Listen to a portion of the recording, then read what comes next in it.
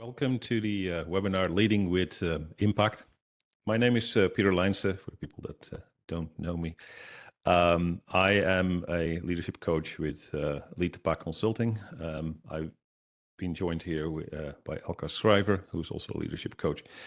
Lijnse Consulting is focused on business relationship management specifically, but also focusing on organizational and behavior management, and also looking at how to create an impact in an organization. As part of our workshops, certification courses, etc., we are building a series of books under the title Lead and Succeed series. This is book one, Leading with Impact, Mastering the Art of Demonstrating Value and Impact. And we're going to focus a little bit on what content is to show you how that can be used, and very specifically making sure that you understand, okay, what get out of this. We'll start with the first part of the discussion will be around value and impact, the language around it, how we address that. We'll then talk about the technique we use, which is an impact canvas, and I will describe the different elements of that impact canvas and making sure that you understand a little bit more around what you can get out of that. And then we will look at the use of the impact canvas. There's different ways of using that in organizations. At the end, we'll do some additional information, and of course, there will be a Q&A at that moment. So let's dig in. I don't want to waste a lot of time with the introduction. So the first thing is the problem. What is the problem? Around value and impact, there's a lot of things written around it. There's a lot of elements available in different frameworks, but there is no clear framework by itself. There is no clear help sometimes. We are quite often have to cope with value and impact with different perspectives, different things that are or different ways of looking at things. I can have three people in a room and they might have three totally different perspectives on what is value. So we need to understand how to address that. So it's a quite complex situation. There is a lot of ambiguity in there. There's a lot of times where it's unclear exactly what it is and how we address that. And then expectations are different. So for instance, if I have a business group, they might have a totally different expectation around value and impact than maybe a function in the organization or another business group that is enabling, providing enabling capabilities, for instance. So as an example, for instance, a business group and an IT group, or a business group and an HR group, business group and facility management, we see a lot of different perspectives. And to be able to guide that, we have all different kind of processes. I mean, a lot of organizations have product management, portfolio management, we have service management, processes and approaches, and everything is talking about value, but from their specific perspective. So our goal here is to build a framework and an approach, basically, where you can easily communicate to different groups what value is and what impact is. Now, before I go into that, I have to define what value and impact is, because, like I said, different perspective, different wording. And interesting enough, we talk a lot about value, but we never really define it. So one of the first things we always do is, with any group, is talking about what are the definitions of the different words that are being used often. We see the word benefit being used, we see the word value being used. We see the word impact, and the challenge quite often is, what do they mean? And we use here Oxford Dictionary definitions to a little bit make a distinction between them. The reason why benefits is on here, because especially in project and portfolio management, we quite often use the term benefit.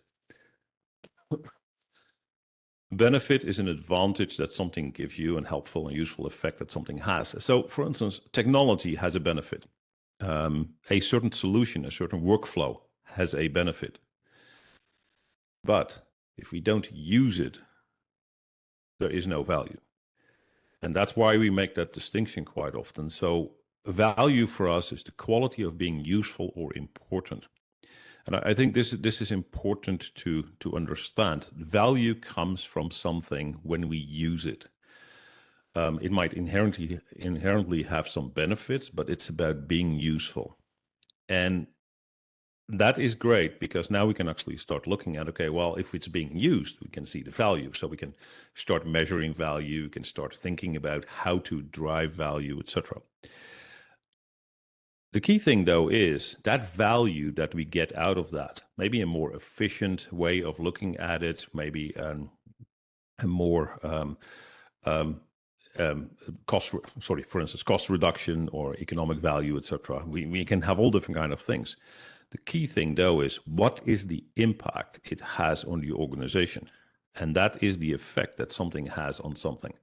And that's when we translate this, we quite often need to start looking at the impact an effort has on our strategy and objectives, on our overall organization.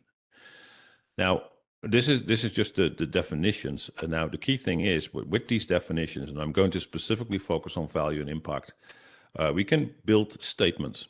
And that's the first thing in the book. We talk about these statements and how they are set up. I'll show you the structure of those in a moment.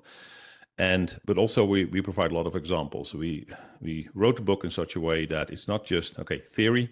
It also has examples, case studies, scenarios, etc., that can help to clarify how it's being used. So let's start with, for instance, value statements. A value statement can be as simple as this. Now, normally you would expand it a little bit, but the initiative that you take, will have certain activities in there, so the actions in there, which will result in a business outcome or an initiative output. So it will create something for a business group, for instance, or an organization that will be measured through certain measurements. The measurements can be tangible, can be intangible, can be very qualitative measurements, can be quantitative measurements. It depends a little bit on the situation. So an example of this is the initiative will deliver a new solution that will ensure the business process is more efficient and will be measured through a decrease in throughput time of the process. That could be a value statement. Now, how can you use this? This can be, for instance, at the start of an initiative in your organization. You can say, okay, this is great. We're going to do this initiative, and this is how it's in a very simple statement, how the value is going to be from this initiative that we're going to take. Now, this can be anything. This doesn't have to be a technical solution. This can be a process improvement activity. This can be adding new staff to a certain group. It can be just a simple thing that we recognize, but we can use very structured statements for these. So that's the value statement. And now I also said, okay, there's impact. So value statements can be used, especially in projects or initiatives, to be able to understand, okay, what are we trying to accomplish here? For me, it's quite often also that next step is, what is the impact? And when we talk about impact, this initiative, we can use similar statements, but they're focused different. The initiative will do certain activities, which will contribute to short-term or medium-term goals, which will lead to medium and long-term impact to achieve strategy or purpose. you have your goals, your short-term or medium-term goals, but you also have an impact on your strategy and purpose. And that's what we're actually looking for. We're translating the activities, in this case, to strategy and purpose. So an example, we will attend a training course, which will contribute to understanding what we need to know to execute our work activities. Great. So we get a knowledge gain, which will lead to improved ways of working. Okay, great. We see better ways of working, maybe behavioral change, maybe we see elements that of efficiency, etc. That has a direct influence on the customer experience also for the organization. So we start to see now that we can link this to customer experience for the overall organization, or patient experience, or student experience, whatever your end users are of your organization. And I think that is so important of linking impact to this. Now, in the book, we also describe how you can combine these two. You can combine a value statement and an impact statement into one, and it becomes a little bit of a paragraph. Why we're doing this is to make it consistent how people communicate their initiatives to the rest of the organization. So this helps already with better communication around what are we trying to accomplish. And especially if I look from an executive perspective, I'd like to know where I'm at. Yeah, what is happening here? Why are we doing this? And I've seen, for instance, with one group where I worked with, where they said that combined value and impact statement, they wanted to combine the two. We're using that to hand over to project management to write the business case to develop further the project. But we're just focusing on the impact statement itself. So all these kind of things we can start to use. Now, for me, a value statement is very specifically focused on the business outcomes and how you measure that. Yeah. An impact statement is focused further than that, and it says then, okay, if we do these activities, we also will have these medium-term goals that we're going to contribute to, which means we have an impact on strategy and purpose. So that's the first element of this. Now, when we do this, we also need to understand, okay, how is this whole process going to happen? Because we can come up with impact and value statements, but how do we show this in a bit more extensive way? And this is where we started working on an impact canvas. An impact canvas is a way to communicate how strategy, initiatives, impact all work together. And it helps from an approach perspective to be able to actually get to, okay, this is what I need to do. So let me introduce the impact canvas here. So the impact canvas has 5 areas. I will, on a high level, go through these 5 areas, and then I will very specifically focus on 2 of them, number 2 and number 4, to give a little bit more insight in what we've done. So the first thing, we start with context and strategy. Everything starts with strategy, of course, strategic objectives. We have those in place. We have our strategy, and that can be done in a lot of different ways. We can have strategy maps Wardley maps, for instance. We can have business capability road mapping. We can heat maps for applications. There's lots of different elements to strategy. Now, the first thing is, of course, everything is within a certain context. So sometimes you need to say, I'm only looking at this part. So that's the first part, the selection of the strategy and the context. The situational awareness is about observing what is happening and then orienting ourselves what we're going to do. And I think situational awareness is a really important element for a lot of organizations to be able to show, hey, we recognize these type of things in our context, in our strategy, so in our organization, in our strategy, and we observe those things, and then we can orient ourselves. Now that leads then into initiatives, where we decide what we're going to do and how we act upon that.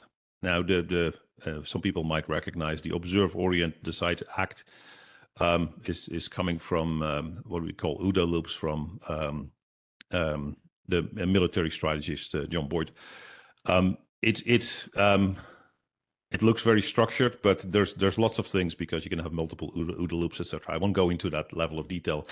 But for me, it's important to understand that we need to observe a situation. We need to orient ourselves. What action are we going to take? Then we decide this is what we're going to do, and we act upon that. And then we have a feedback loop back to context and strategy already.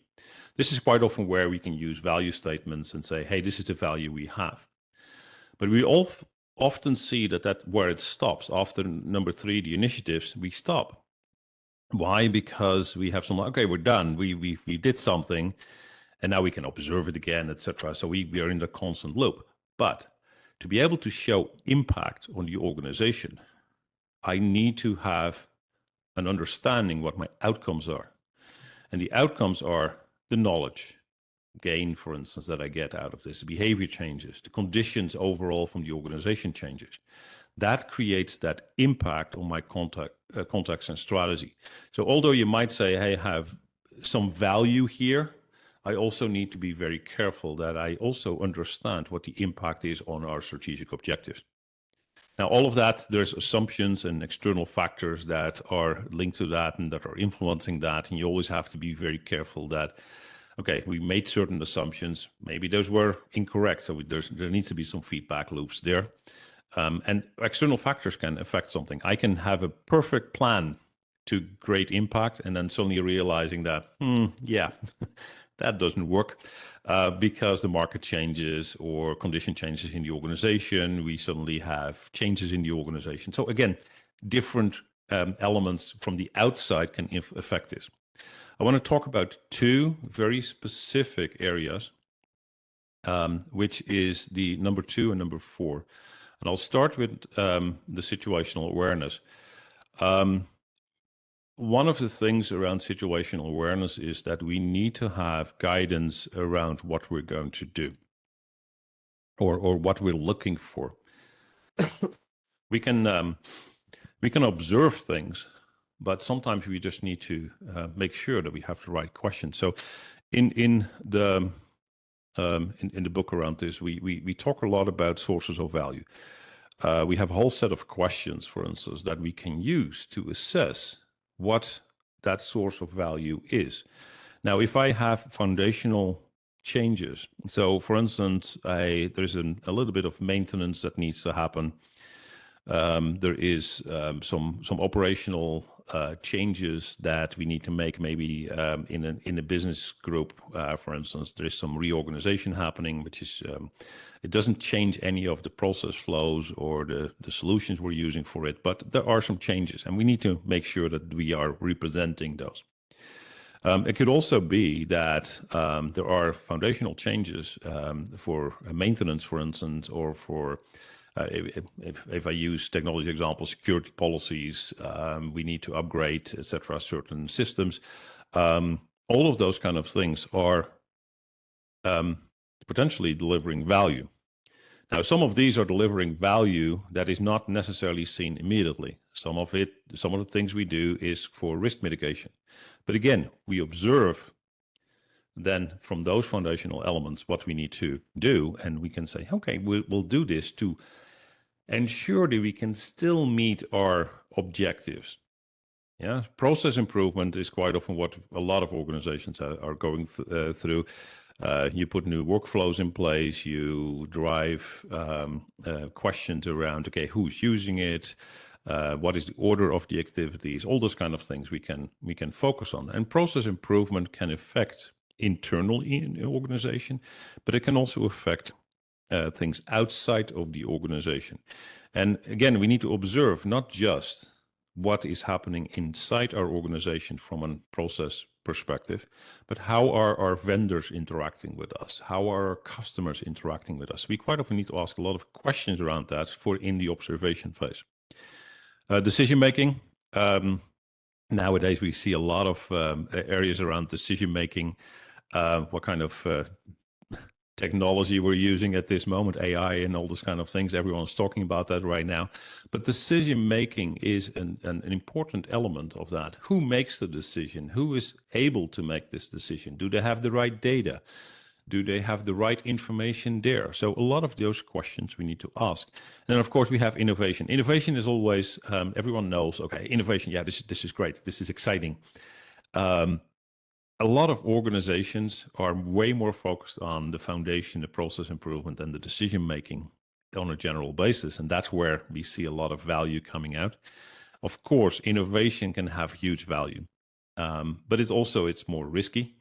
There's lots of other elements that we need to take into account, and it can create a lot of change in the organization. So we always need to use a set of questions when we go into observation mode around what is the context, what is the strategy, what are we trying to accomplish here, what do we have, what are the ideas we have, and how do we orient ourselves around this. Now, the orientation here is, okay, what makes sense to do? Not everything will have the right value. And when I showed you the value statement earlier, we basically said those value statements can help here, because even in the orientation, I can develop that value and impact statement. I can say, this is what I'm trying to do. Then I can make, based on that, the decisions. And then it would go into projects and portfolio management, or it goes into product management, etc. So that is part of situational awareness. Now, there's lots of elements of situational awareness. You can have a lot of different perspectives. If I look at situational awareness, I can do that as a whole initiative, and it will take me days, weeks, months sometimes to do this. And I can do this in a very short time frame. I can see something happening. I recognize what is happening, and I immediately have something like, we need to do this. This is, I think, the key part of this as well. This is not always about huge topics, huge initiatives, huge projects.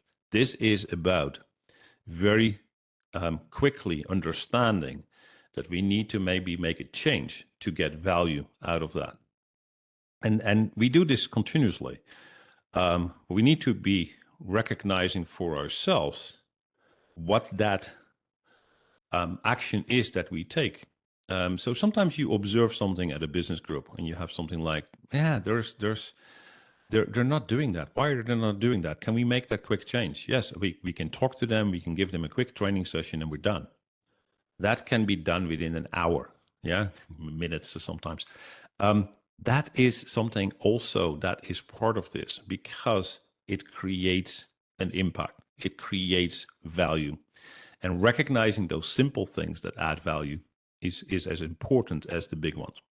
Now, when we look at this, so that's the sources of value, I want to also talk about impact specifically, because outcomes that we get out of an initiative, so this is at after the initiative is finished, after the project is finished, after we've done something, we can have knowledge gain. Yeah, we can say, yeah, we did this initiative, we trained our staff. Great. They got more knowledge. Now what? Well, we need to, is there an impact in that? Potentially. For the people individually, there might be a knowledge gain. And it might be that, yeah, they accomplished their certification and that's great. Is there an impact on the strategy? Potentially. It depends how you have defined your strategy. If the strategy is to make sure that everyone has the right certifications and can show that, yeah, absolutely. There was an impact because we made that, or we accomplished that KPI. But knowledge gain by itself doesn't always deliver direct condition changes for the organization. It's multiple steps. Based on that knowledge gain, I might actually say, you know what? I'm going to change my behavior. Yeah, I've learned something new. I'm going to do things differently. And behavior change, or the way you work, basically, can change suddenly. Now we get into, okay, behavioral changes. We can measure those. We can see those. We can see the results from that.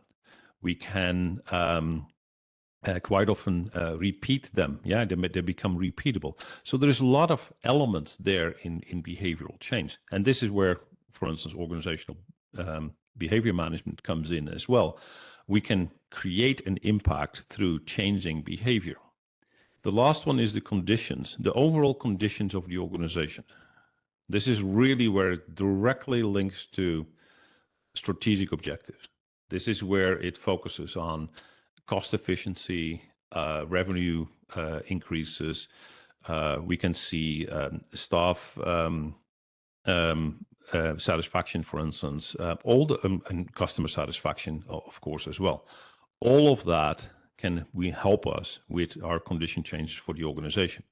So when we look at this overall impact canvas, I can start to see that I have multiple areas here that I can work in certain ways and can have the guidance from that. But now the question, of course, is how do I use this? When do I use this? I only focused on 2 and 4 in this case. In the book, of course, everything, all the different chapters are defined in there. But now the question is when to use this, because it's a structure, and a structure is just that.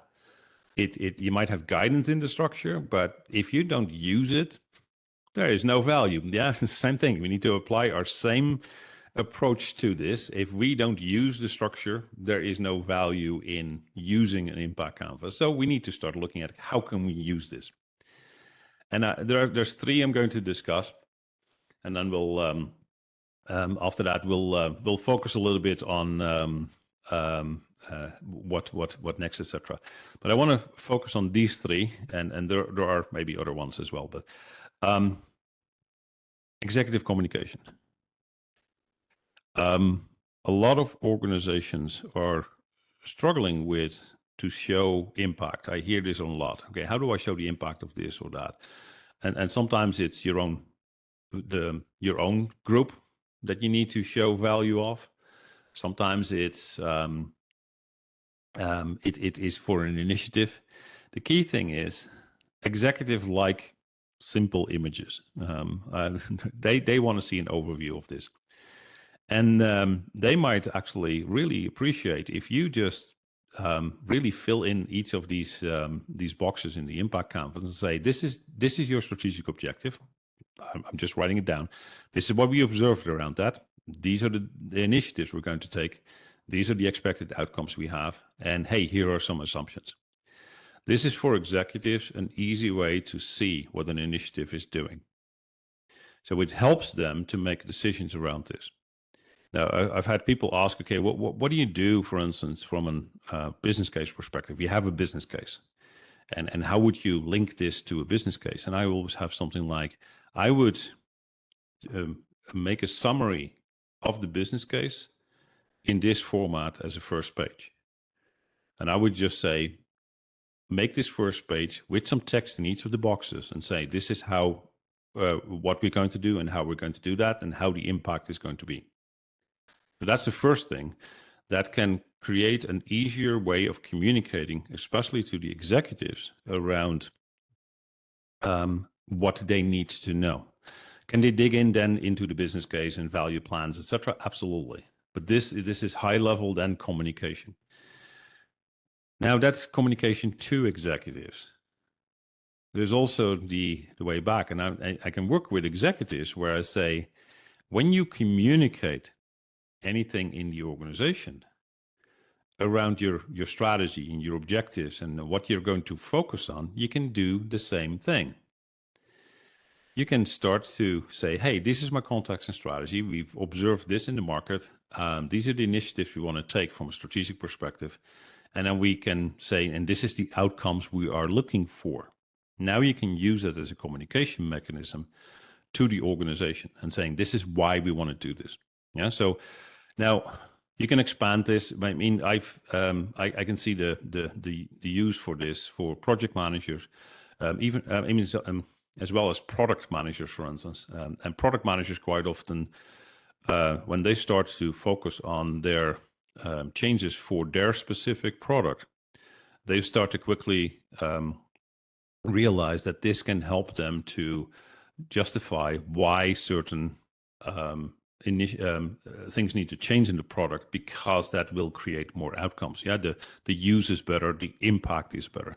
So I'm going to see this, and we've worked with these type of structures with different teams, and one of the challenges quite often is to get product managers to communicate these type of things clearly, and these simple impact canvases can really help an organization to quickly see what this initiative is about, or what this product is about, or what the change is about. So that's what we're using from an executive communication perspective.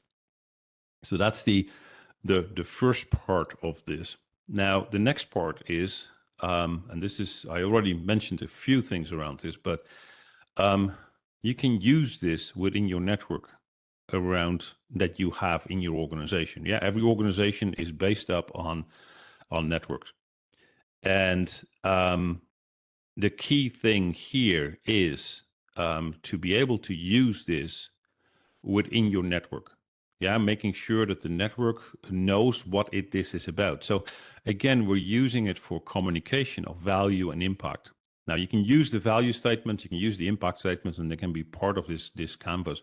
But I find that sometimes a simple image can really help an organization to communicate within the different areas. And this is important. I find in a lot of organizations that the relationship network, the overall network that we have within the organization, the moment we work well within that network, yeah, and I say this quite often, great relationships drive great results. And when we really drive great relationships, if in those relationships, we can start to use this then as a way to show those results. And I can't emphasize this enough. This is so important. We see every single time that people are struggling with this. What do I communicate? I've had people say, well, I'm focused on very operational activities, etc., and I want to be more strategic, and I want to help the organization to become more strategic. And the first thing I always say around these things is, are you injecting strategic language within the work you do in the operations? So if you're very operational focused, what are the strategic objectives that you're working on? And they quite often say, no, we don't really do that. So if you tell a team, yeah, let's say that you're managing a team. If you tell a team to focus on certain activities right now, this is priority, you need to do this. You can say, do this, or you can say, based on our context and strategy, based on what we've observed from that, this is going to be important at this moment. Yeah, more important than some of the other activities. And that's, I think, this is the part of this. You can use this then to say, and this is how everything links together. Because if we do this, we will get these outcomes. And that's, I think, the important element of this. So that's part of your relationship network. The next one, of course, is telling impact stories. If I have this, let's say that I finished something and there was an impact, I can tell the story of impact. Hey, this is great. We had a positive thing. We had a great initiative, and we got something positive out of that. Build your impact stories out of this. Yeah, if you have a marketing group, internal marketing, for instance, or internal communications, if you show them on a high level, hey, this is what we did, through that impact canvas, they have some like, we can build a story based on this. Yeah, we will basically tell what we did, how we did it, and what the impact was in the organization. And great, you showed actually that there was a reduction in time or a change. We have something positive to tell. Lots of organizations are struggling with telling impact stories. And to be honest, a lot of organizations, internal in the organization, find it very difficult to get out of the negative communication. It's so interesting to see. We report on things that are negative. And I'm using IT as an example, but I've seen it in other areas as well. Service desk, help desk, whatever, call center. We say how many issues we had every month. And I always look at that like, okay, so you're proud to say that you had 1,000 issues and you solved so many of that in a certain time frame.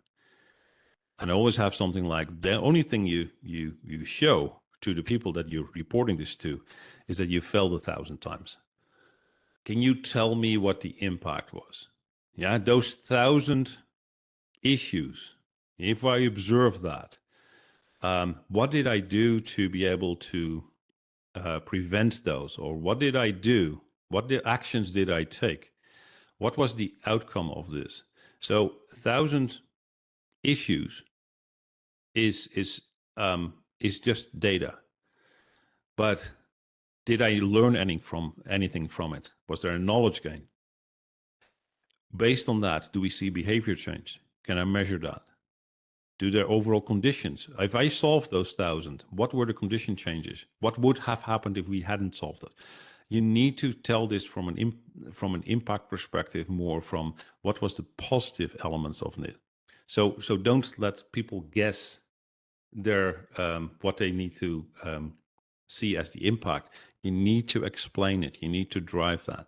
So when you tell your impact stories, make sure they're positive. Yeah, make sure you have positive stories to tell, clear outcomes, clear knowledge gain, clear behaviors. In the book, we actually have two or several case scenarios, basically, where we show some ideas on how to do this. It was for us very important to not just talk about the material, but also talk a little bit about stories, etc., around that. So that is the impact stories. Now, I'm going a little bit in wrapping up a little bit, because I wanted to make sure that I keep some time open for questions, etc., that potentially are there. So first thing I want to do is what is next? Yeah. So we have two things. We have a workshop based on this, where we go into more detail than even in the book. So you can order the book from Amazon. It's available for Kindle and as a paperback, and it's you can order it for any Amazon basically that is there. But we also have a workshop. What is the workshop about? Is to get you to actually do these things. Yeah, just we actually in the workshop do exercises around value. What is value? What are the words? What is the language of value? We're focusing on the impact canvas, of course, but we're taking you through every single area and let you do it for your situation. It's really it's intended to be really a workshop. It's not a lecture. We explain a little bit around the book, and then we'll take other case studies. Yeah, if it's an open enrollment, we'll use case studies. If we do it for your organization, we actually would do it as more of an approach, which where we say, hey, let's use a very specific example for your organization. Of course, we've done this with several organizations in different formats, etc. So there are some open enrollment courses. I will briefly show those. I won't spend a lot of time on this. This is more the marketing side, but we have some open enrollment sessions that we're currently promoting, etc. from a workshop perspective. So those are some of the things that I want to do, but I want to wrap up so I have enough time for questions and answers. I always want to keep this within the hour, because I don't want to spend. I know everyone is going from meeting to meeting nowadays. So the key thing is I want to leave you with this statement, and then we'll go into Q&A. And I love this statement. I found this when I looked for impact, and I love this statement. If you think you're too small to have an impact, try going to bed with a mosquito. I think this is one of the things we always need to address. Sometimes we don't recognize that we have an impact. And we need to, even for the very small elements, we need to make sure that we say, yes, we are making an impact with everything we do. So use those use the impact canvas basically to further develop that. Now I'm going to go into the Q&A. I'm not sure, Elka, if you're, is there anything, are there any questions, or I'm not sure. I haven't looked at this, to be honest. There's no questions yet in the chat. There was an interesting comment from Paul, indeed, about we often get so caught up with the regular process of creating offers for market, selling, fixing, and caring for the company and its personnel that we don't carve out time for proactive work like this and other important strategy and planning activity. Would you say this needs to start with a commitment to carve out time and effort to do this impact exercise regularly in an organization? I added some comments back, but Peter, you can no doubt add your comments to this as well. I think it's yeah, absolutely. It's important to start looking at, okay, how can we carve out time for this? It's interesting. We spent a huge amount of time on business cases. Quite often in a lot of organizations, we spend a lot of time on the project itself. I think doing more proactive work beforehand will help an organization with decision making, prioritization. I personally think that we're not spending enough time on the very first steps. Is like, we have an idea, how do we shape this, and as early as possible start with looking at value and impact of this idea. I think organizations need to change from, okay, I want this solution or I want to do this, to, okay, but can you already explain value and impact? And I get a lot of times the comments, I don't really know yet. I just need to try it out. Then build an impact canvas for an experiment. Say, okay, we're going to do this experiment. We want to know the results out of that and do that. So I think organizations need to get experience with building value and impact, either through a canvas or value and impact statements, because it will help us in better decision making. I'm not sure, Elka, if you said similar things, but I think that's... I said similar things, indeed, complementary things. You know, we always come at things from different perspectives, which is what we incorporated in the book as well. To add on to that, it may seem like a daunting task. What we talked about here, the impact canvas, it's a big tool, it's a big approach. It seems like a lot of work. How do you start? Well, start simple.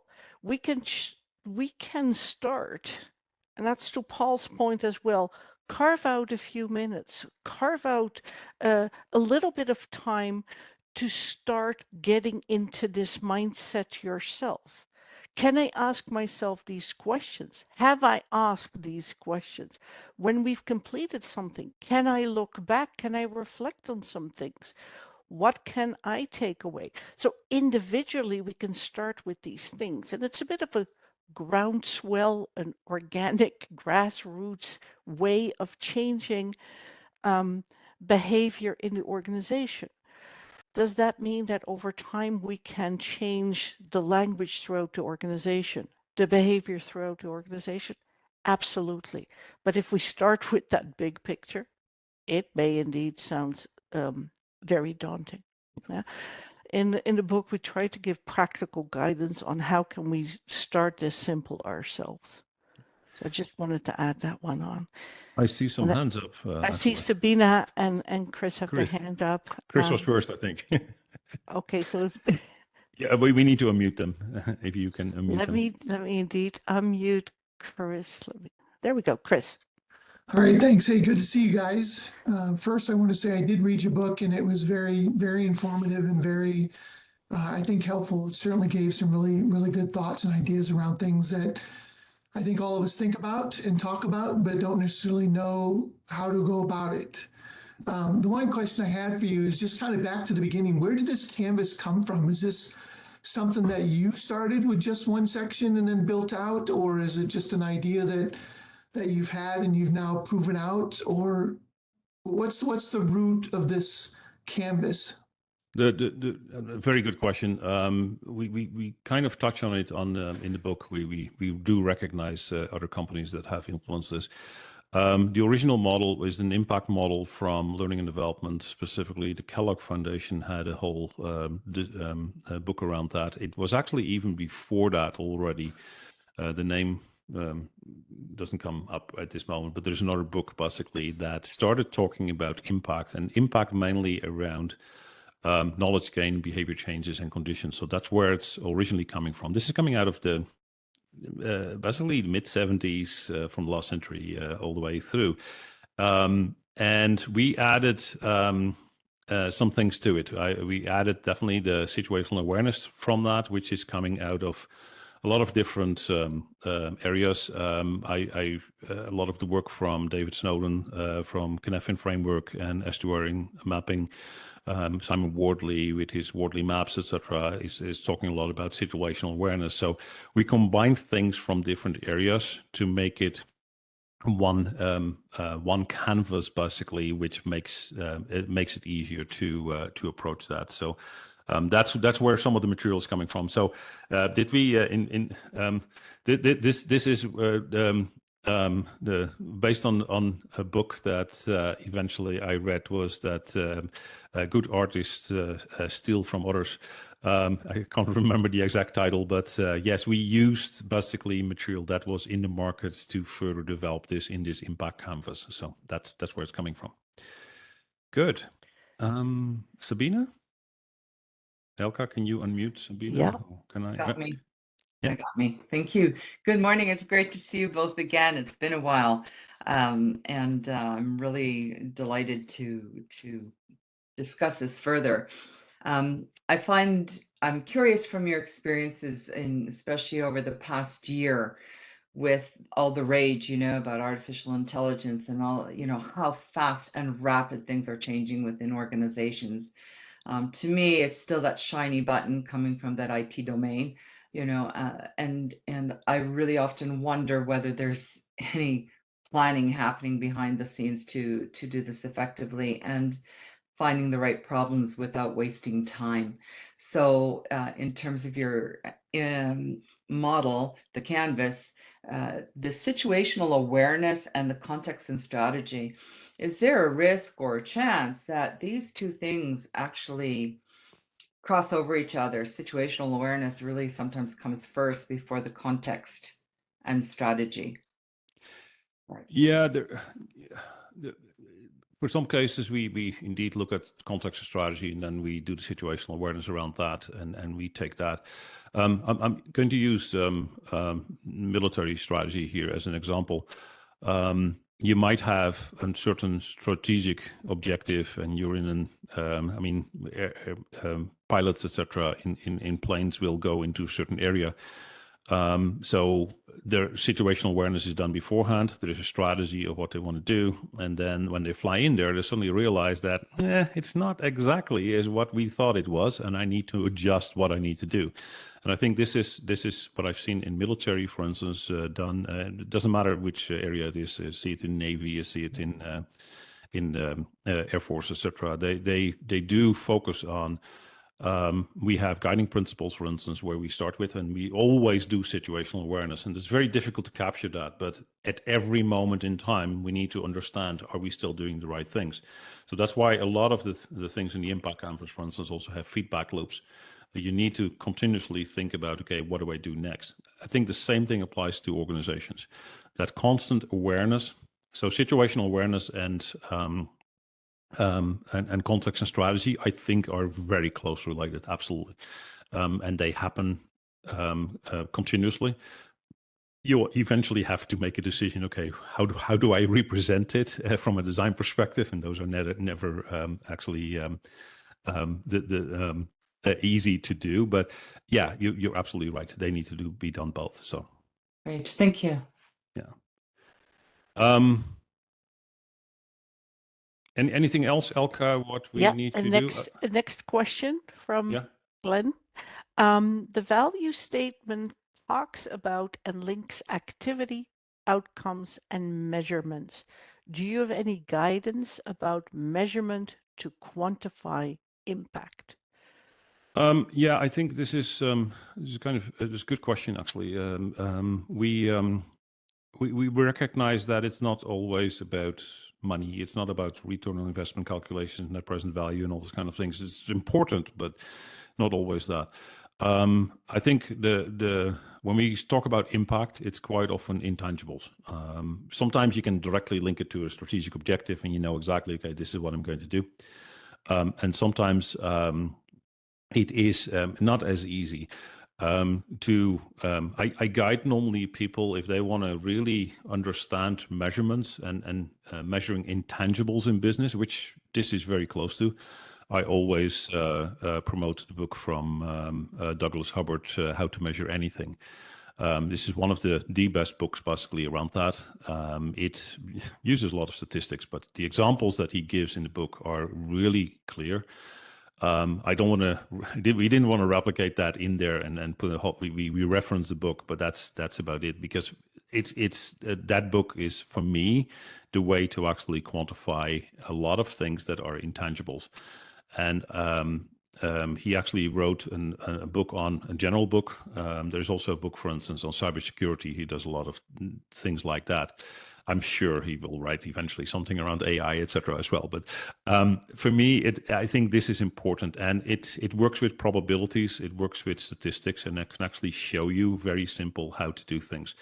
And his biggest statement for me always is: you have more data than you think you have, and you need less data than you think you need. And I always love that, because it's like, yes, if I want to measure something, a simple sample can be sometimes enough. So I can, from an impact perspective, let's say that we put 100 people in a training course. I can take a random sample of maybe 2 or 3 people and ask them, how did that training help you in your day-to-day job? And they will give me an answer. That might be sufficient to say we had an impact. So again, keep it simple as well. Anything else, Elka? No, that was the last question, unless there's anyone else that wants to pose their question in person. Okay. I saw that there were some questions around the cost. I put that in. That's workshop cost. That's the cost for individuals, but we do, when we do it dedicated, of course, we have different pricing. So we can actually do a fixed price basically for organizations. So good. I want to wrap up then. Thank you, everyone. I do want to mention that we do offer another webinar. We decided to do a little bit more of these. The next one will be around role clarity. Now, I know that's not a topic that anyone has any issues with. Everything is always clear from a role clarity perspective. So we'll do another webinar on this. And it's we're going to focus not just on what the challenges are, but also some practical strategies to enhance collaboration in your organization, specifically in the knowledge management side, where we are knowledge workers. And we find that role clarity needs to have a dialogue and needs to be practical and easy to change. So that's on December 14th. So if you're interested in that, we'll send out that information, and it's already on the website if you look at our webinars, basically. So I'm looking forward to seeing everyone there. Thank you. Peter, there's a question. Do we have a mailing list where these webinar events are being sent out? Because this one was found via LinkedIn. So that's more about communication regarding the webinar. Yes, we do have a newsletter that is monthly going out, and we link to those webinars. So the next newsletter comes out in end of November.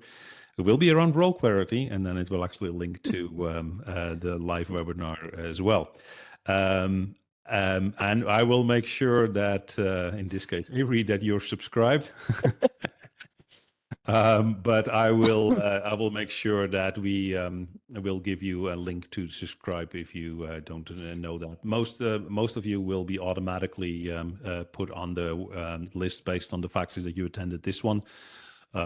That's part of what we do. We need to have had contact with you before we actually do these kind of things, and it's easy to unsubscribe as well. So with that, thank you very much. The recording should be available in the next week or so.